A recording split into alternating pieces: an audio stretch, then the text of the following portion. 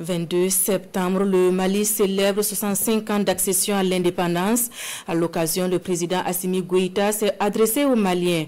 Les acquis de ces dernières années, les grands chantiers, la diplomatie, la santé, l'éducation, tous les secteurs ont été évoqués par le général d'armée, teneur de son discours dans ce commentaire de Mahamoudou Kone. Maliennes, Maliens, mes chers compatriotes, après avoir rendu hommage au père fondateur du Mali indépendant, le président de la transition, le général d'armée Assimi Goïta, s'est félicité de tout ce qui a été fait pour mettre les forces d'armée et de sécurité dans de meilleures conditions. Des forces qui prouvent leurs compétences dans le renforcement de la paix et de la stabilité sur l'ensemble du territoire national et de la sous-région. La population doit le savoir et doit rester unie et solidaire pour la réalisation de notre souveraineté.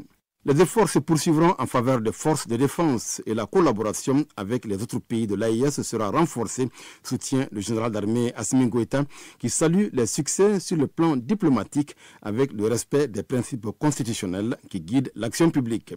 L'économie malienne a fait du chemin depuis 2020 avec une gestion efficace des finances publiques et une meilleure croissance, se réjouit le président de la transition, rappelant que la fourniture d'électricité s'est améliorée grâce à la participation des Maliens au fonds de soutien aux infrastructures de base et en attendant les centrales solaires dont les travaux avancent de manière satisfaisante selon le chef de l'État. Une autre initiative des autorités de la transition et sur laquelle le président insiste, c'est le nouveau code minier qui permet désormais au Mali de tirer le maximum de profit des ressources minières du pays. La future raffinerie d'or, en partenariat avec la Russie, vient soutenir cette démarche. La stratégie nationale pour l'émergence et le développement durable 2024-2033 sera également d'un grand apport pour le climat des affaires. Puisqu'aucun développement n'est possible sans la stabilité, le Mali s'est doté d'une charte pour la paix et la réconciliation nationale destinée à résoudre de façon durable les conflits dans notre pays, une fierté pour le chef de l'État. La charte, dont l'adoption coïncide avec le 65e anniversaire de l'indépendance, devrait consolider cette même indépendance en favorisant le retour de la paix, la relance économique et la bonne gouvernance.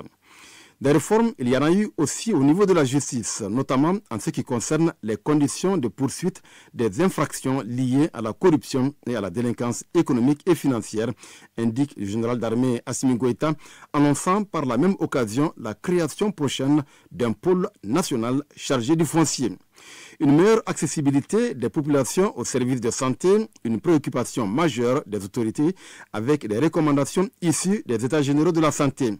Les centres de santé de référence des arrondissements de Bamako seront érigés en hôpitaux du district et de nouvelles structures sanitaires verront le jour dans plusieurs autres localités du pays, précise le chef de l'État.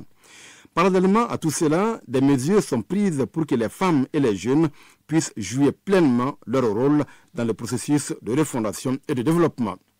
Dans le domaine de l'enseignement et de la formation professionnelle, le président de la transition encourage le gouvernement dans les initiatives tendant à doter le pays de ressources humaines qualifiées et à créer des emplois.